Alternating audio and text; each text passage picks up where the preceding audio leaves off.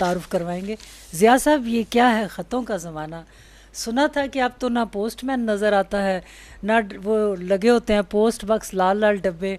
बड़े रोमांटिक ख़त भी आया करते थे, लोगों को घरों में इंतज़ार होता था पोस्टमैन का, साइकिलों पर भी गांव में आते थे।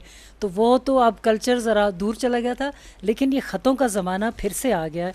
खान साहब ने भी 2 ख़त लिखे, हाई कोर्ट के जजेस ने लिखे, अब सुप्रीम कोर्ट के जजेस ने लिखे। पहले तो इस पर ज़रा राय दें।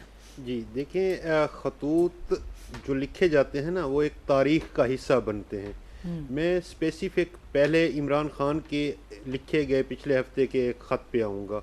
वो एक ओपन लेटर था। ओपन लेटर का मकसद होता है बात पहुँचाना, और नून लीगी डफर्स कुछ इंतज़ार कर रहे थे कि डाकिया आएगा, तो ऐसा नहीं होता।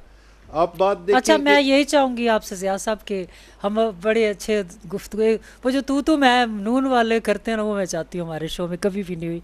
हम बात जो है ना, किसी को ना डफर, ना यूतिया, ना पटवारी, कुछ भी ना कहा जाए और बात की जाए।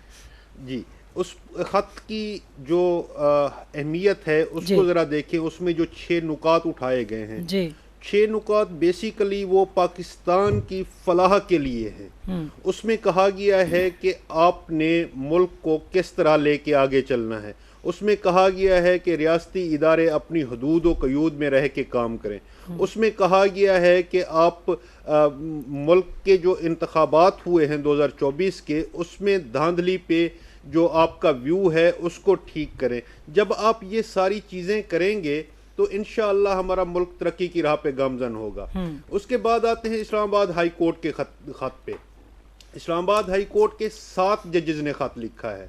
उसमें से 5 के दस्तखत मौजूद हैं और 2 के दस्तखत नहीं हैं। उन्होंने क्या लिखा है? जो 26वीं आईनी तरमीम के माराज वजूद में आने के बाद आफ्टर शॉक्स जिसे आप कह सकते हैं वो हो रहे हैं, उनके ऊपर उन्होंने वाज़े अल्फाज में ये बताया है कि आप ये गलती कर रहे हैं, आपको ये नहीं करनी चाहिए। आप जब इस 26वीं आईनी तरमीम पे ये सारी एक्सरसाइज कर लेंगे और उसके बाद अगर supreme court of Pakistan full court बिठा देता है और ये 26वीं आईनी तरमीम स्ट्राइक डाउन हो जाती है, तो इस सारी एक्सरसाइज का क्या फ़ायदा?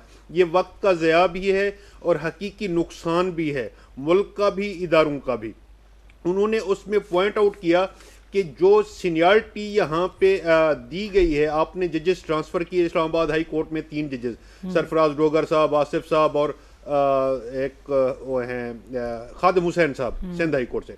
तो उनके हवाले से कहा गया, इस्लामाबाद हाई कोर्ट के चीफ जस्टिस ने सरफराज डोगर साहब को, खादिम हुसैन साहब को और आसिफ साहब की एक अपनी तरफ से सीनियरिटी लिस्ट इशू कर दी, नोटिफिकेशन जारी कर दिया, जबकि वो सीनियरिटी उस हिसाब से बनती नहीं थी।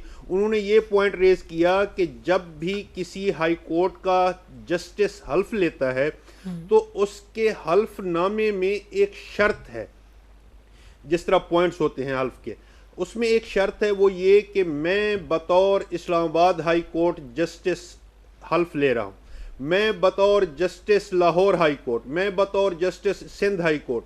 तो आपने जब इस्लामाबाद हाई कोर्ट में ट्रांसफ़र होके आना है तो यहाँ पे आके नया हल्फ लेना है। सीनियरिटी का एक असूल है कि जब आप हल्फ लेते हैं तो उस दिन से आपकी सीनियरिटी कंसीडर होती है। अच्छा, ये हमने इस पर बड़ी तफसील से ज़िया साहब बात की थी इसी मौजू पर कि नए से भी शेख शामिल है कि फिर आप सीनियरिटी आपकी सवाल बन जाएगी कि सीनियर तो उतने नहीं रहेंगे, जब हल्फ लेंगे तो उस डेट से फिर आप उस जगह पर आएंगे। उसी चीज़ को रिपीट किया सुप्रीम कोर्ट ऑफ पाकिस्तान के मौजूदा 4 जजेस ने, जिसमें जस्टिस मंसूर अली शाह साहब, आयशा मलिक साहिबा, अतर मिनल्ला साहब और मुनीब अख्तर साहब शामिल हैं। उन्होंने भी यही कहा है कि 10 फरवरी को जो आपने जुडिशल कमीशन का इजलास बुलाया है, उस इजलास को तब तक मुअख्खर कर दें जब तक कि 26वीं आईनी तरमीम का फैसला नहीं कर लेती फुल कोर्ट। अच्छा, अब मैं जाहिद साहब को भी शामिल कर लूँ। जाहिद साहब, ख़त की ये समझना कि जो ख़त लिखे जा रहे हैं, एक तो बड़ी दिलचस्प सिचुएशन है कि हमें फिर से ख़त आते जाते नज़र आ रहे हैं।